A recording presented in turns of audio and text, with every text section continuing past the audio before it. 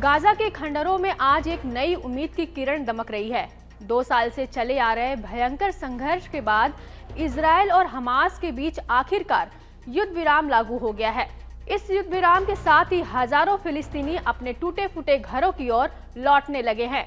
वो जो कभी बमों और मिसाइलों की बारिश से उजड़े हुए थे, अब उन खंडरों में उम्मीदों की नए फूल खिलने लगे हैं। यह युद्ध विराम अमेरिका की मध्यस्थता में संभव हो पाया है और शुक्रवार दोपहर से जैसे ही दोनों पक्षों ने इसे लागू किया, वैसे ही लोग राहत शिविरों से अपने घरों की ओर चल पड़े। उनके चेहरे पर घर लौटने की खुशी साफ दिख रही है, मगर दिलों में वो गहरा दर्द भी मौजूद है जो उन्होंने इन सालों में झेला है। अपनों की मौत का दर्द, अपने शहर के बिखर जाने का दर्द, भूख प्यास और बीमारी की मार।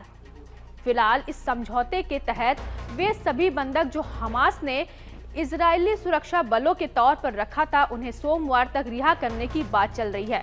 लेकिन सवाल अभी भी अनगिनत है। गाजा के भविष्य को लेकर अटकलें तेज हैं। क्या हमास हथियार डाल देगा? क्या गाजा को असैनिकृत किया जाएगा? और आखिरकार यहाँ की सत्ता का नियंत्रण किसके हाथ में रहेगा? इजरायली प्रधानमंत्री नेतन्याहू ने साफ कर दिया है कि अगर हमास ने अपने हथियार नहीं डाले तो इजरायल फिर से सख्त कार्रवाई करने से पीछे नहीं हटेगा।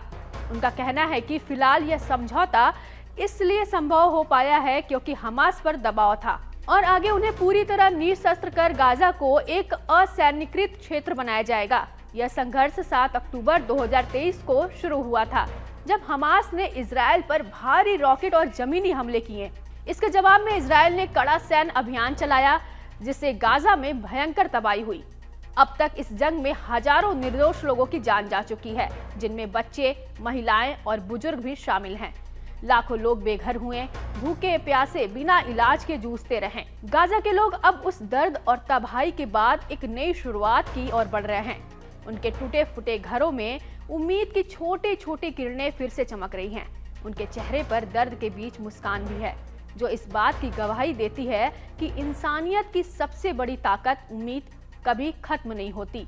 मगर यह उम्मीद तब तक अधूरी रहेगी जब तक स्थायी शांति और न्याय नहीं मिलता। यह संघर्ष सिर्फ गाजा का नहीं, बल्कि पूरी मानवता का मामला है।